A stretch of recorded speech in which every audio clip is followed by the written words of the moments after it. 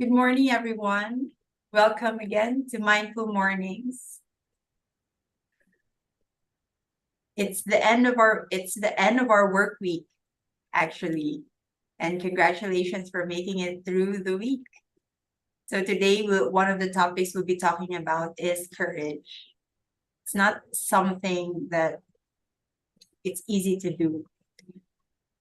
For me, I know because I've put up maybe 4 times the courage this week compared to last week or the month before. And it doesn't end here because we have to bring courage through the weekend and courage to start again another week. You know, for our viewers, we'd love to hear your thoughts. We'd love to hear your stories. So send us comments and don't forget to like and subscribe our YouTube channel so we can create more contents and more mornings like this. Before anything else, let me share my screen and share a 1-minute video with you.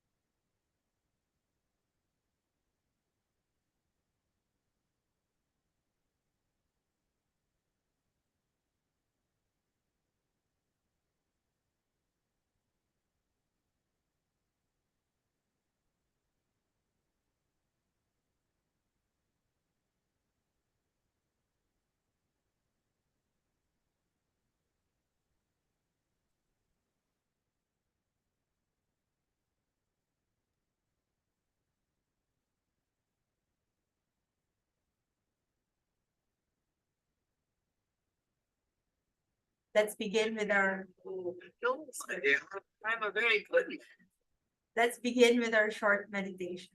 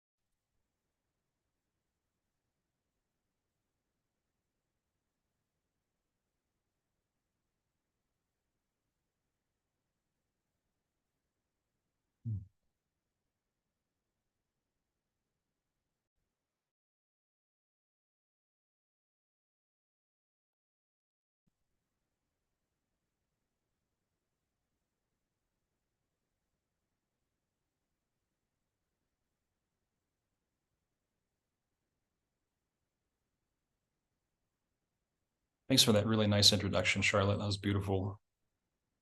And for sharing that clip. I didn't hear the sound on my side. Did anybody else hear the sound? So we got to see it, and it's a movie like it should be seen, as a silent film, like the old days. Remember when they started bringing color in and sound, and everybody's like, no, no color, that's not a real film. Don't put sound in it. How could that be a real film without with sound? So that's what it was like. But you remember that scene from the Wizard of Oz, the Cowardly Lion. What did he want in life? What did all three of those characters want? Well, four. Tin Woodsman wanted a heart. Scarecrow wanted a brain.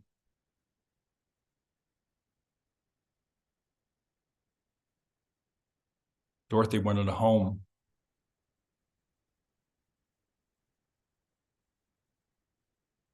And the Cowardly Lion wanted courage. How about that? A lion that lacks for courage. That sucks. Got to really have courage if you're a lion. But he got it. He asked for it. He asked the wizard, give me courage. Guess what he got? He got courage.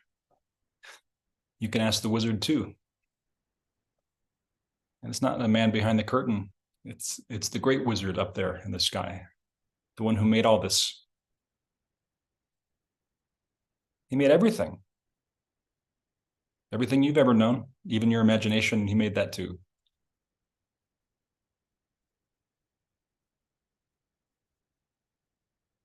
But he's programmed, God is, to give you what you ask for. L. Frank Baum, the writer of that original book, he was a theosophist. He was highly schooled in the Eastern arts. He was no slouch. He knew what was up on the subtler realms. You wanted a brain, crown chakra, third eye, the mind, the imagination. You wanted a heart, central vortex of this lived experience, love, and courage, guts, and home. This whole thing, this is your home.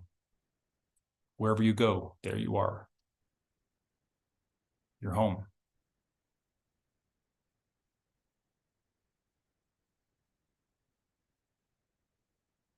But you can't do it without a little dose of courage every now and then. You can't get complacent. That's why I like the fact that Charlotte chose courage for today.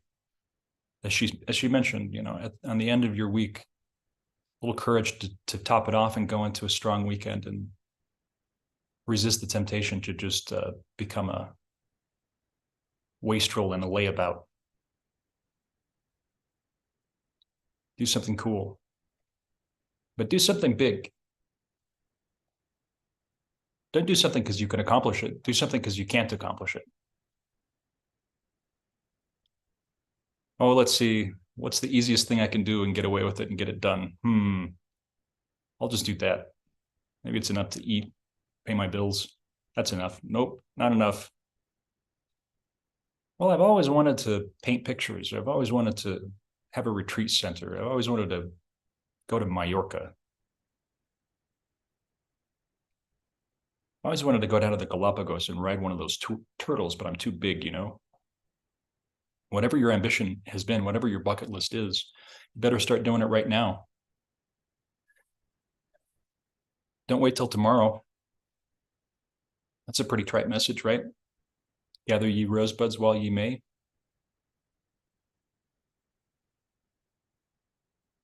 It's trite for a reason, because it sticks, doesn't it? Why is it such a cliche? Because it sticks and it's real and it works. Tomorrow never comes. Better get on it today. Just a little small measure of it. You want to write a book? Be like Stephen King. He doesn't wait for inspiration to strike. He just wakes up in the morning and, pulls out his old typewriter, starts tapping away on it for a couple hours. You don't have to write a whole book. Write a sentence. Write a paragraph. Write a page. Oh, but then what about this and that? And do I get a publisher? And how do I do a query letter? Don't worry about that. That'll come. Just do one thing at a time, and everything else will snowball. You can't figure it out on your mind. You can only figure it out in practice. You got to have the courage to start. They asked James Cameron, how do you become a film director? He says, well, you direct films. That's how you do it. Pick up one of these, have somebody stand in front of it, even yourself, say some stuff. There's your film. And it'll get better and better. God will afford you all the resources you need step by step when you need them.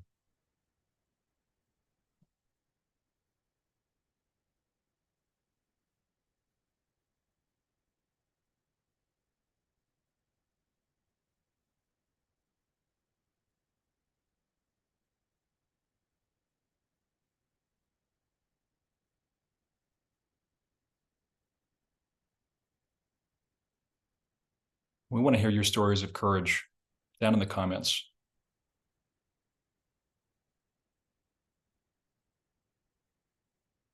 What was that one time where you really looked out into the abyss? You said, you know what? I'm going to do it. I'm going to go for it. You up skydiving? You ever see people do that? Maybe you did it. Standing up there looking down. Once you take that plunge, there's no going back, is there? You can't get out a few feet and change your mind. Nah. Pull me back in, reel it back. You're already out there.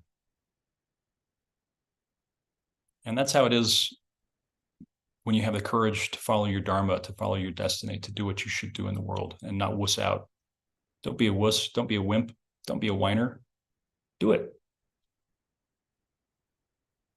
That's what Nike says, right? Just do it. Why did that sentence stick so much? Because it's good.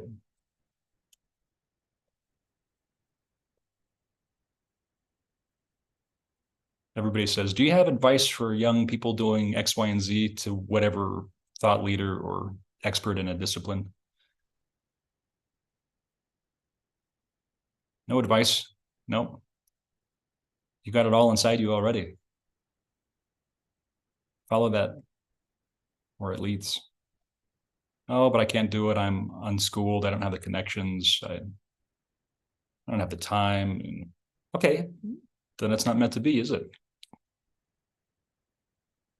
If it is meant to be, it'll happen. You don't have to put additional excuses in front of yourself. I think people are really afraid to launch things half-formed. They think it has to be fully done and perfect and ready to rock straight out of the gate. But perfect is the enemy of good, isn't it?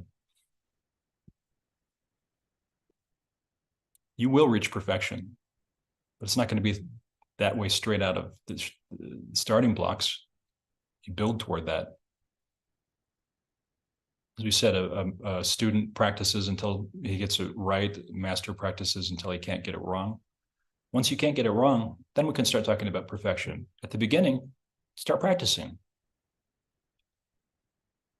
You ready to sit down to your first piano lesson and launch into Rachmaninoff's Fifth Piano Concerto?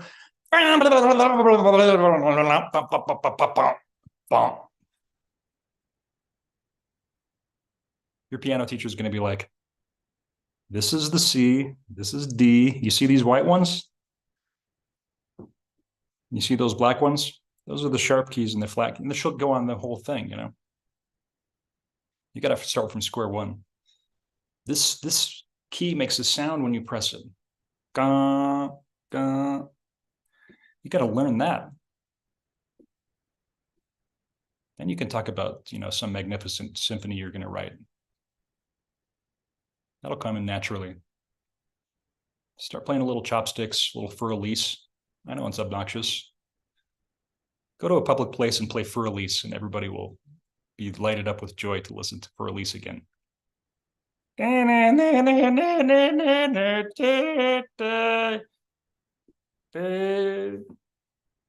matter if it's crummy. Do it in the privacy of your own home. Don't you know, don't force your bad music on other people. I'm not saying that. But get to practicing, get to working. You have to have courage to do that.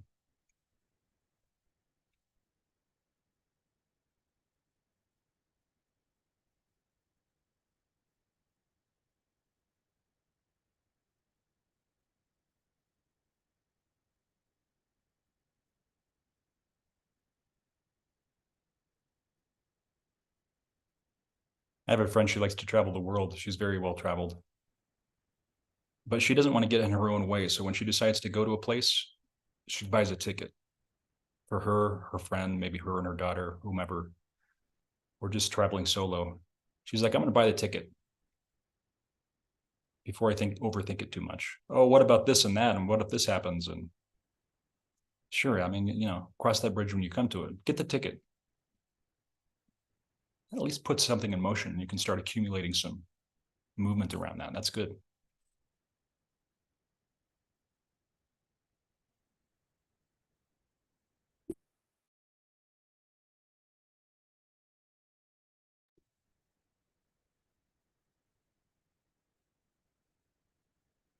We can ask the participants today to think about a story of courage or their reflections on it.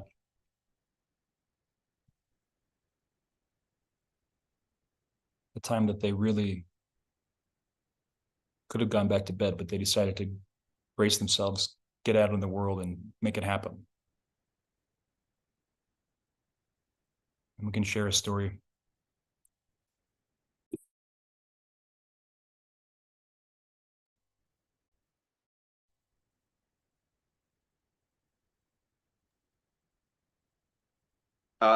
Blessed to share. For myself, courage on the spiritual path is so much about going inward and facing our inner demons.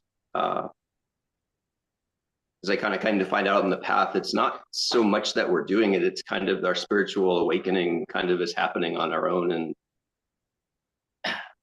it's a combination of courage and surrender at the same time. It's interesting how those two go together in a strange way. The Bhagavad Gita comes to mind, and for anybody who's read that book or for anybody who's listening, I highly recommend reading the Bhagavad Gita. It's about a warrior named Arjuna who has to fight a battle, but it turns out that battle is on the field of karma within himself, the field of consciousness that's so full of his conditioning and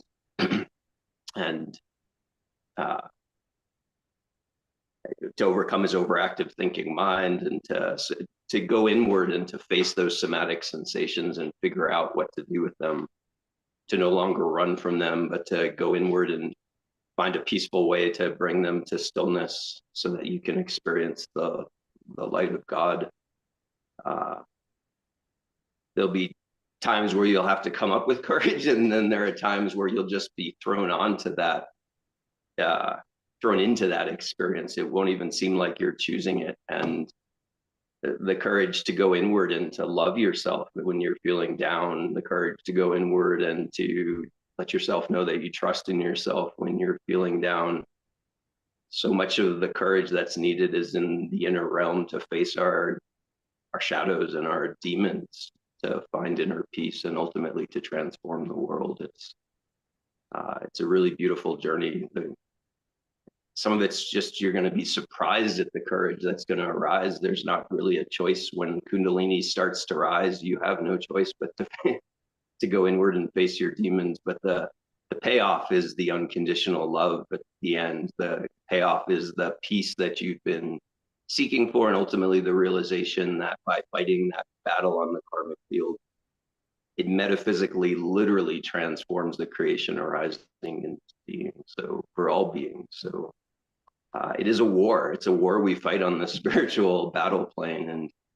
And like any soldier in a war, it's part courage and it's part that they're just thrown into the war and they have to fight it. But God will be with you every step of the way. The more you open up to source, to the creator, to the oneness, the more you'll be supported in that battle. And victory is assured. It's just a matter of whether it's a fateful karmic battle that you fight or whether you just go straight to your destiny.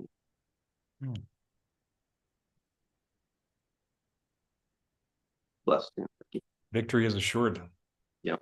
It's good.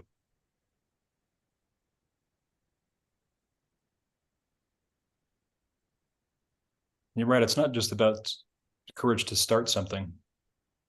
It's courage to stay when the going gets tough. Rather than just ducking out. Oop, I'm going to pour some alcohol on it, pour some drugs on it, pour some therapy on it, go sleep,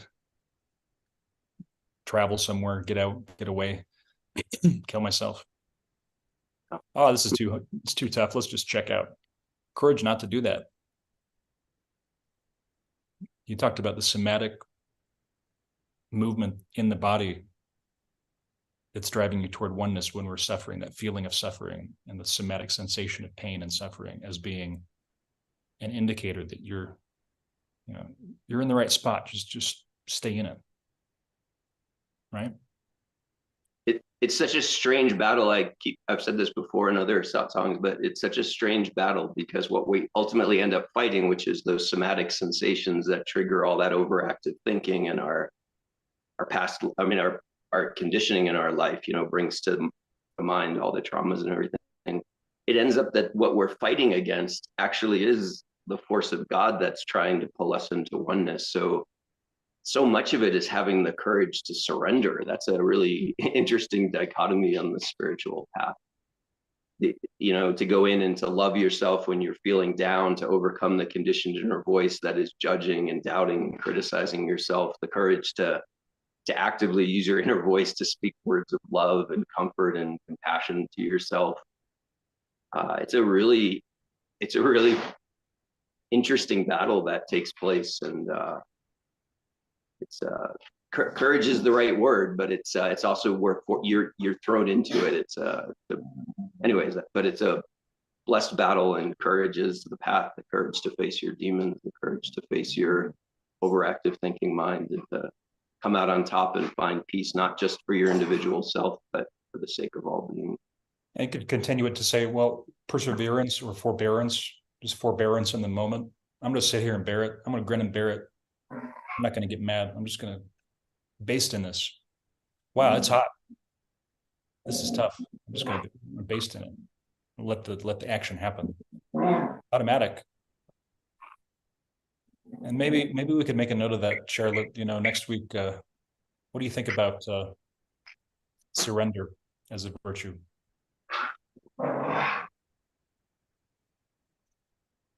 You like that one, Charlotte?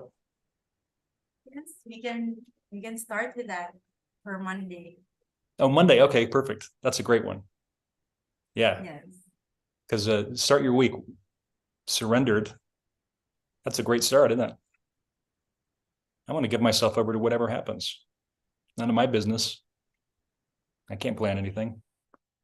When it arises, I'll deal with it.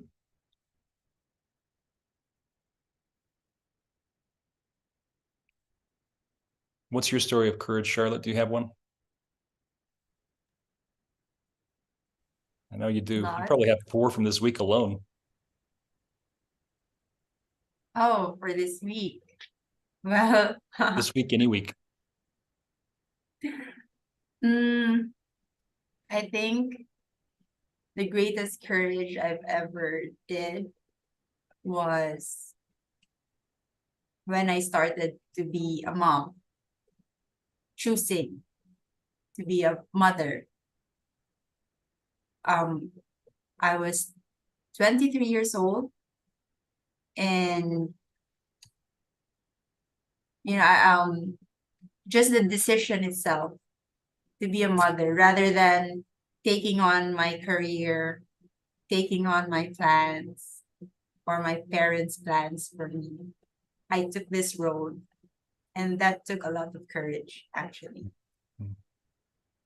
That actually, yes, that's the greatest. And then,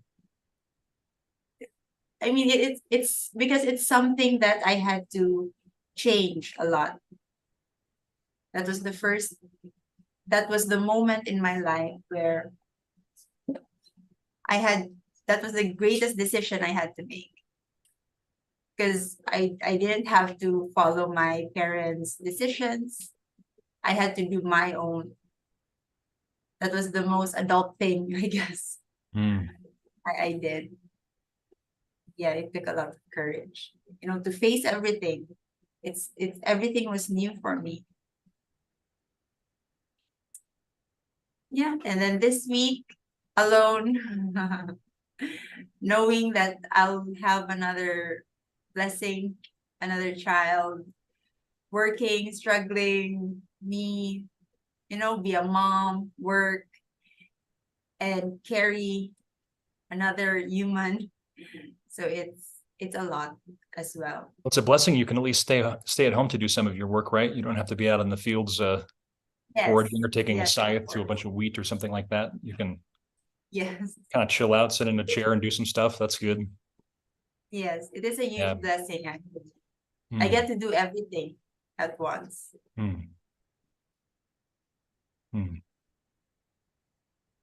Thank you for sharing that.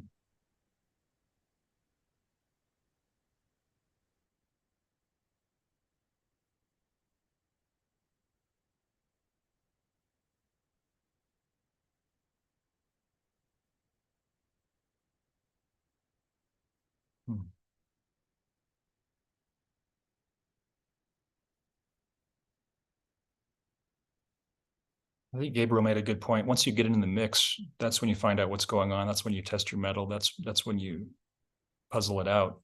Not ahead of time. That's when you get forged.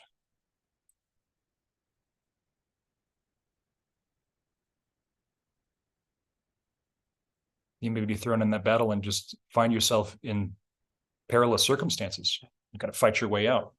I don't care if you have courage or not. You got to get out of there somehow. What are you going to do? Roll over and curl up in the fetal position and hope people don't start kicking you in the ribs? Ah, it hurts. That's not good. A coward dies 1,000 deaths. A hero dies but one. Be a hero. Don't be a coward. Got nothing to gain. We talked about being a bully versus being a skinny little weakling. If you're a skinny little weakling, you wait till between classes when everybody's looking and someone starts picking on you. And you take your big, ugly, unbecoming backpack and just heave it at the kid, knock him in the face. Yes, I'm encouraging violence, kids. Go out and... No, I'm just kidding. It's not about that really, but get that bully, punch him in the nose one time. I don't care if you miss. I don't care if it doesn't even hurt him at all, but people will see. Everybody's going to see, wow, that kid, he'll fight back. He's tough. That little kid, I thought he was just going to, roll over and quit. I thought we could have a good laugh at his expense. Nope, that's not the case. He's putting us on notice. Don't mess with that kid. It only takes once. Unless you move school a lot, you're a military brat, you move schools a lot, you got to go punch the big kid right away if they start picking on you. Then you get it out of the way and then it's done. For the next year or so, no one's going to bother you anymore. That's good, right? You want to have people behind your back, backbiting, catcalling, saying dirty things, putting sticky notes on your back, say kick me, and all sorts of other obscene things. I'd rather die. I'll take death over that. I mean it. It's the same thing with, we were talking about working for, some faceless employer who is telling you when to get up, where to be, what to do with your 40 hours a week. That's what Mark Cuban says. We work 100 hours a week so we don't have to work 40. An entrepreneur works 100 hours a week so he or she doesn't have to work 40. Be on the daily grind, punching in, punching out. You might have to work a little harder. Do it on your own terms. There has never been a time in history in which it's easier for you to fulfill your destiny. You got all the tools at your disposal to invent your own world. Don't feel like you got to get a job and work for some company or some person, unless you want to. If you like that, great. But if your heart says, I should be doing this other thing, I should be painting, I should be a travel blogger, I should be a race car driver,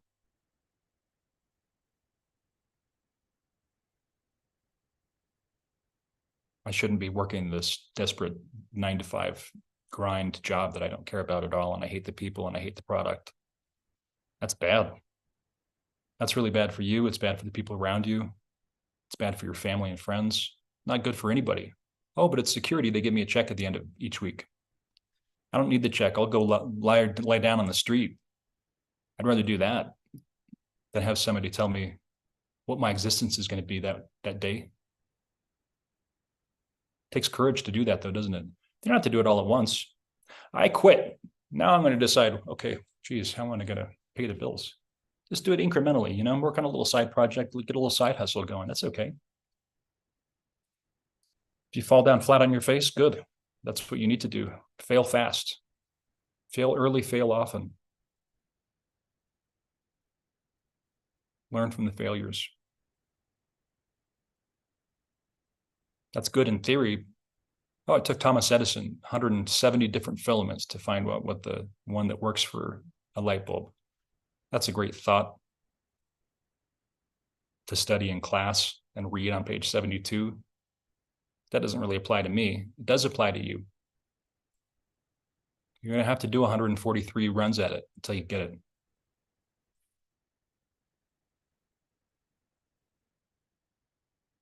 Give yourself permission to fail. That's the biggest thing. It's not the courage to succeed. It's the courage to fail. And then after you do it, then it's the courage to succeed.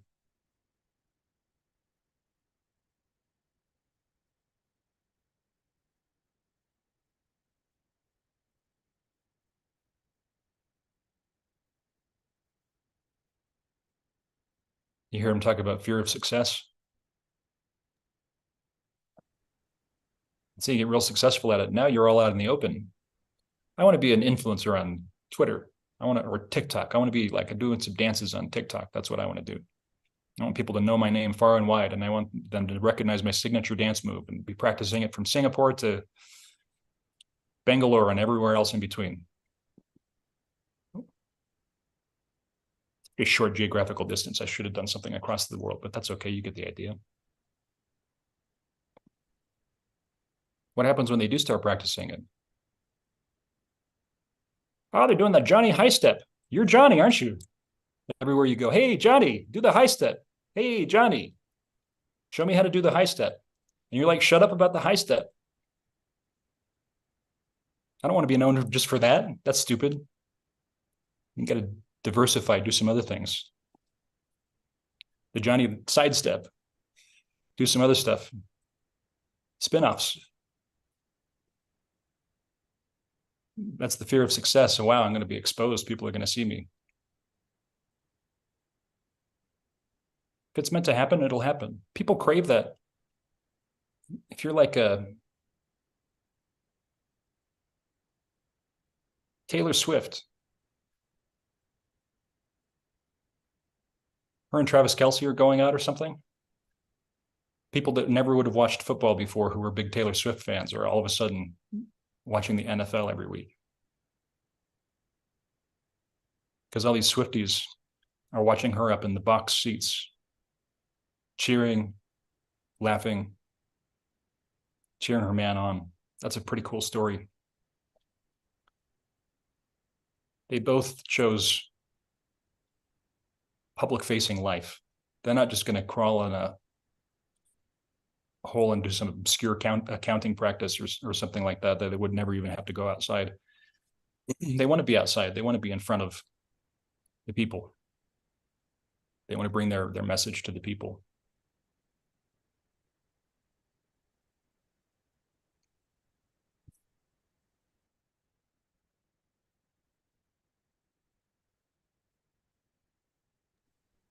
So what happens when you get there? That's what a lot of people want. They're like, oh, I want to be a famous actor. Wonder why they want that. They want to be a famous actor. Then when they get there, ooh, that's when they really have to practice courage, because, all right, lights, camera, action. Go, buddy. I got to actually do stuff now. I just wanted to be like famous. I think people that get famous too early, almost all of them have a really hard time at it.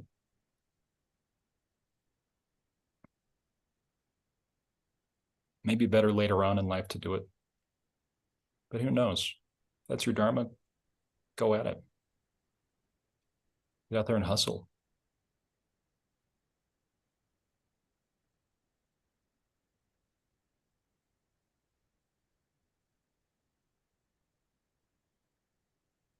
We always invite people watching the YouTube live stream to put comments during the stream and after, if you're watching this later. Because Charlotte's looking at all those and she's going through them. And if you have questions, maybe somebody here has a nice answer. If you have stories to share, please do that. And we'll read them. We want to hear from you. So as you are taking the recommendations about how to behave on YouTube that Charlotte laid out, that I'm sure you've never heard of before, things like, subscribe, and share, that helps. No matter how many YouTube videos I watch, the person always says, oh, be sure and like, subscribe, and share. And I'm like, well, yeah, duh. But until they actually tell me that, I had forgotten to do that. So maybe this will help you do that.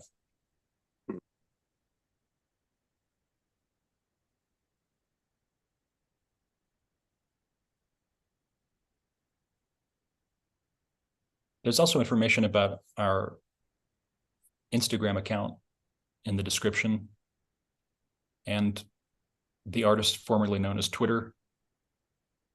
It'll have our handle there too. Go check that out. There's different types of content. You can engage with us there, follow us there, tell us who you are, tell us what's up, contribute. There's a link to jump onto the Zoom call every morning. This is 6:45 a.m. Mountain Time to 8 a.m. every weekday. This is a great way for you to start bringing some discipline into your life so that you can have the courage to do the things that you want. It's hard to have courage when you roll out of bed at 11 or noon, feeling all groggy and grumpy and hungry. Very hard to get anything done that day. If you take the recommendation that we had yesterday, rise with the prana at 3 or 4 a.m. Get up, have a nice cold shower, work on that book a little bit, do some stuff that's just for you before the world starts demanding your attention. Join us for an hour. Good excuse to lock into some sort of discipline, some sort of schedule that'll keep you on track, at least for the weekdays. And then you can devolve into dissipation over the weekend. if you so desire. I don't recommend it, but if that's what you want to do, go for it.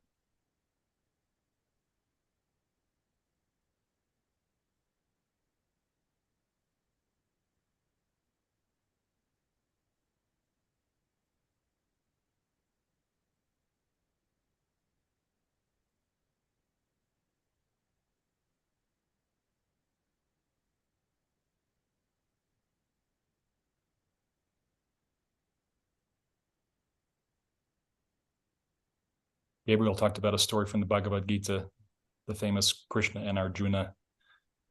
There are other traditions that have courage as a centerpiece.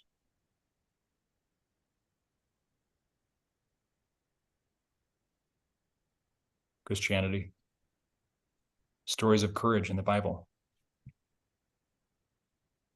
You know how to find out what they are? Let me Google that for you. Stories of courage in the Bible.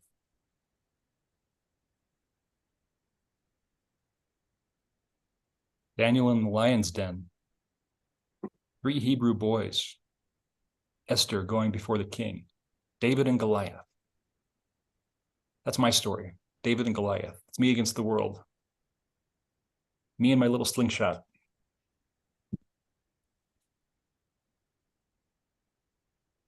Goliath's up there, pushing you down with your head like this, just kind of laughing at you, and you got your little slingshot.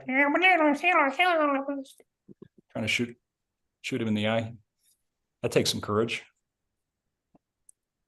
That's what we always pull for, isn't it? We root for the underdog. We want to see the weakling become the strongling. And then once they become the strongling, they're like, hey, get out of here, strongling. Make way for the other weaklings. It's like Groucho Marx says in Duck Soup to Zeppo Marx, hey, you big bully, why are you picking on that little bully?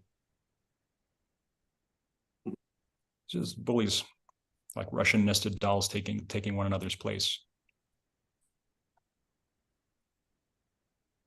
But what are the other stories, Gabriel, from the other traditions? I think about Buddhism, and I don't necessarily, courage doesn't seem to be first and at the forefront. I mean, it really is more like, just sit down, wait for it to happen.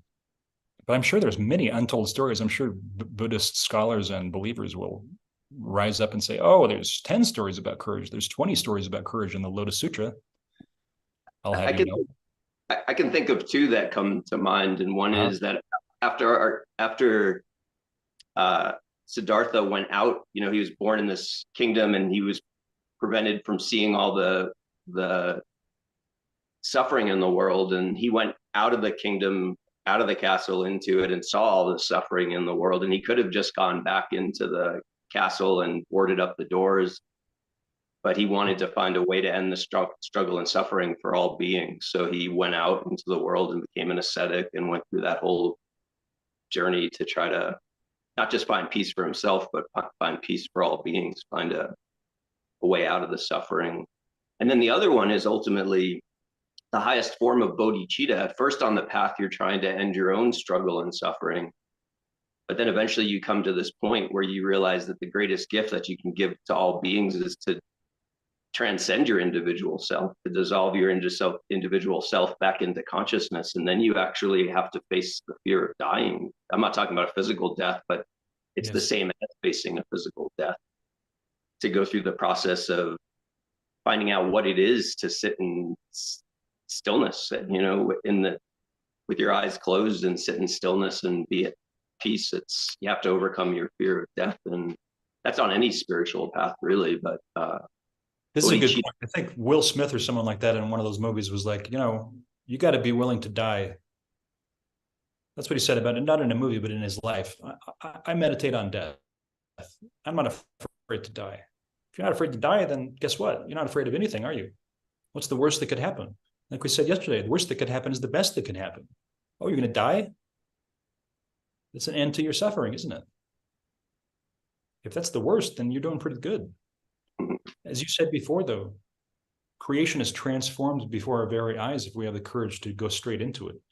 They'll even tell you this in just regular rudimentary psychological circles. Face your fears.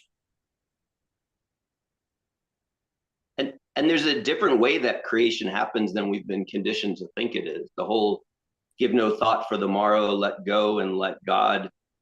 There's a real truth to the idea that if you can just surrender and let God, let Krishna drive the chariot, that you'll be amazed at the miracles that will arise into being, but they may not be what you thought or what you had planned. And that transition from going from that conditioned thinking mind that's thinking, okay, I need to do this and I need to do this and I need to do that, to the surrendered state of just letting go and letting God, that there's a overcoming the conditioning in any spiritual path is the whole journey. And it takes a lot of courage to overcome when you think it's a time-bound world, when you're fearful of failure, you're fearful of death, you're fearful of interactions with other beings. The courage to go inward and find peace no matter what's happening is it's the most amount of courage you'll have to have in any endeavor in your life, but in some lifetime, at some point, in order to unify into oneness so that we can end all these wars and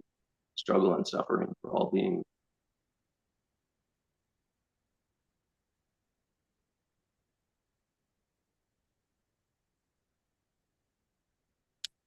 Brother, one other story that comes to mind is Moses. After he came in contact with the Lord, he was hesitant. He didn't want to go speak to the Pharaoh. He didn't have the words. He didn't want to.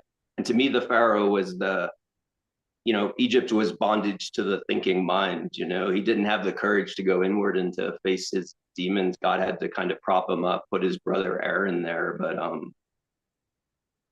we won't get too much into it, but he eventually raised Kundalini in the form of the serpent. He restored the unconditional love for himself in the inner realm, and therefore he had the courage to face his captors, if you would, in order to liberate himself back to the promised land.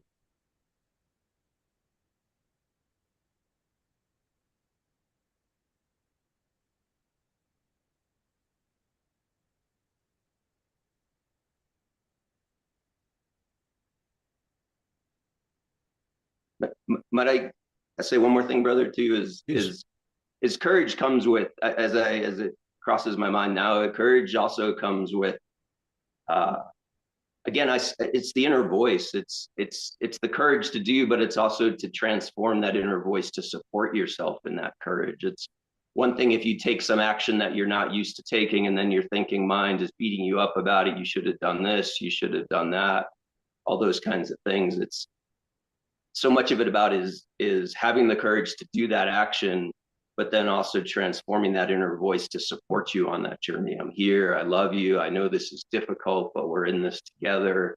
If we have an inner environment of love and compassion and trust and belief in ourselves like that, then we can truly move mountains. It really is the truth. But we're all faced with this inner conditioned voice that's judging and doubting and criticizing ourselves. So yes, you have to have courage, but you're not unsupported on the journey. If you just put a little effort into it initially, all of a sudden God in the form of the Divine Mother or the Divine Father comes and supports you on your way.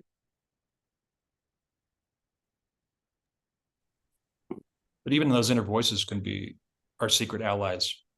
We think they're just there to get us down. They're there just to have a little active resistance for us to push against. They're there to help us. Like, you ever see those calisthenic people that wear the weighted vests when they do their calisthenics? It looks like a bulletproof vest and it's got weight in it. And so it adds like 40 pounds to your body weight. Then you start doing jumping jacks and push-ups and pull-ups and things like that. And it's like super hard. You're going at it, you're sweating, muscles are fatigued. And then you take that off and all of a sudden you're just bounding through the air over hill and dale, and it's so easy and so light and free. Plus,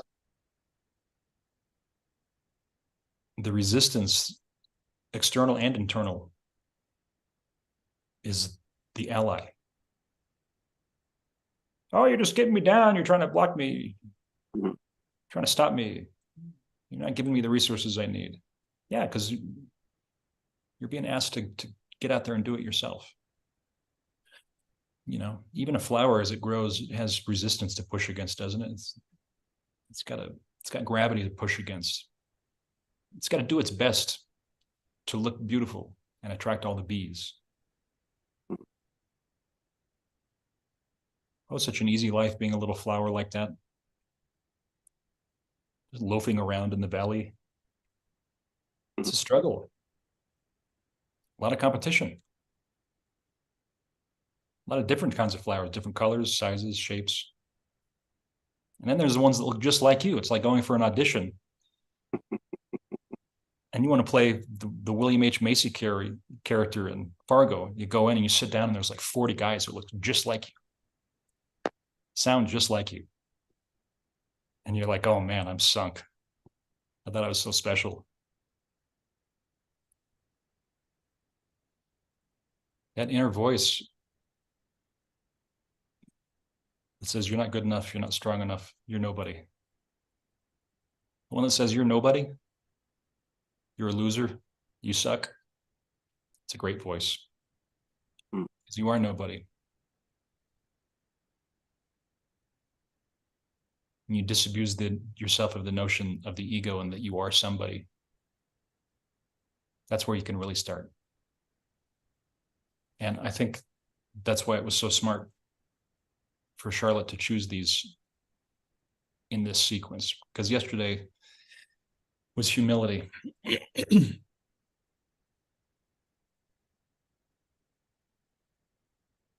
you have humility, you have real courage, don't you? Big arrogant jerk doesn't have courage. He's just swaggering and blustering, bluffing his way through, trying to get away with it. It's not grounded in anything. It's not real. Just ego. Swinging a big cigar around, pointing at his Bugatti that he rented. How do you like the Bugatti I rented? Nice, huh? Splashing all over Instagram. Look at my friend's yacht. Cool, huh?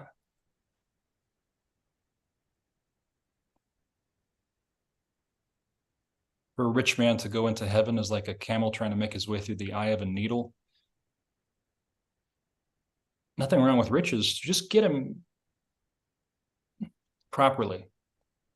You know, enter my Father's kingdom with his righteousness, and then all these things will be given unto you. We have that chance right now. Don't go around collecting a bunch of shit stuff to show off, a Rolex so you can frame it awkwardly in the picture so that people can see your Rolex nice and close. See? Who cares? Get a Rolex. That's what it is. Don't do it aspirationally to try to be somebody and get somewhere, show off. Don't show off something you don't even have. That's fake rich. Robert Kiyosaki calls it fake rich. Even if you can get a big fancy house and a big fancy car that you're going to be paying off for 30 years. Not really rich, are you? You just pretend rich. If you want to be rich, get rich internally first. If you want to enter my Father's kingdom, do so first with his righteousness. Then all these things will be given unto you. You can't you can't trundle all those things into heaven. There's no room.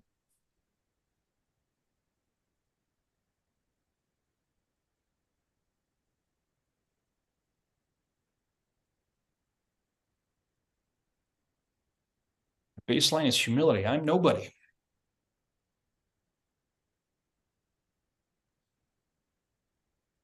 God is humble. God is the ultimate humble one, isn't he?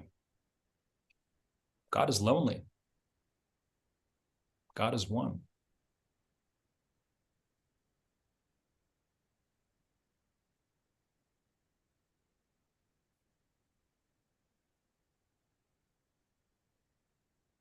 My condition, maybe some of you share this. I have been beaten down so many times by myself, by this life, by the Kundalini, by circumstances.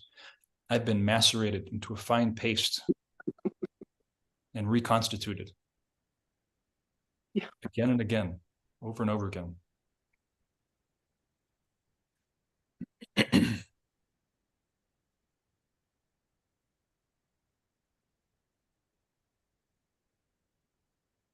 You remember that time when you were down? All your chips were down, you were down, everything was down. You felt like the lowest maggot, the lowest worm, the darkest crawling creature. You remember that?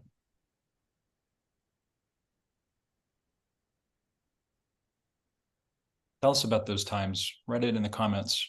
We want to hear about it.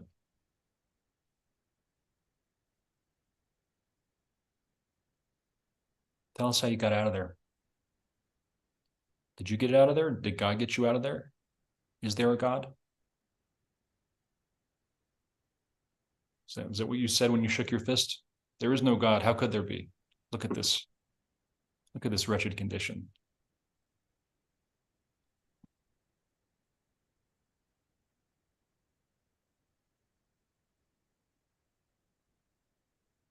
Tell us your story. I want you to inspire other people with how you got out of that.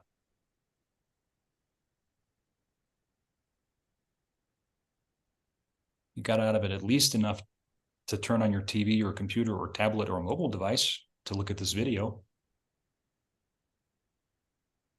and tap out some stuff. You got out the mud enough to do that at least, which is pretty good.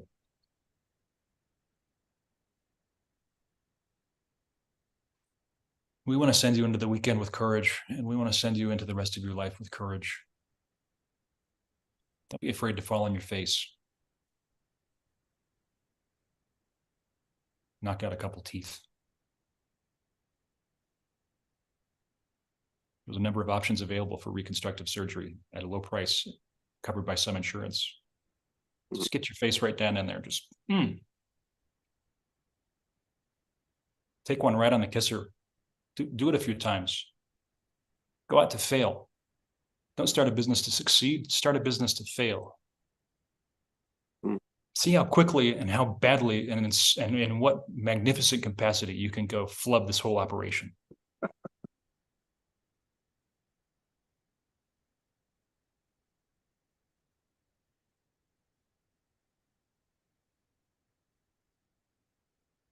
Do you have any parting words of wisdom, Gabriel, before we head off into the weekend? We had a nice session of 5 beautiful virtues that we covered. Thank you to Charlotte for arraying these before us in magnificent fashion, starting on Monday with acceptance.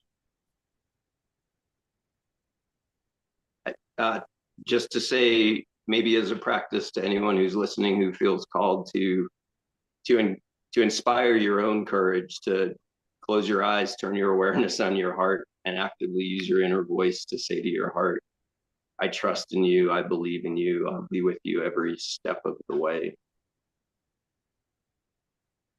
In my ways of seeing, that's how we unify into oneness with God, by speaking words of love and trust and belief at our highest self in our heart.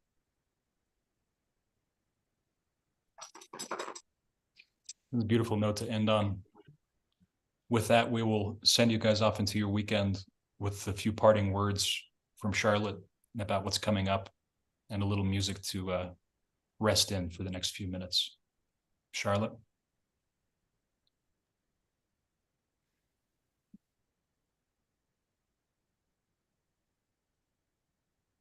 Hello, everyone. So that's it for the week. And we'll be looking forward to seeing you next week again. Starting Monday, let's start with surrender. And we'll let you know the next virtues we'll be talking about throughout the week, next week. So before we end our session, let's listen to a bit of a music before we start our day.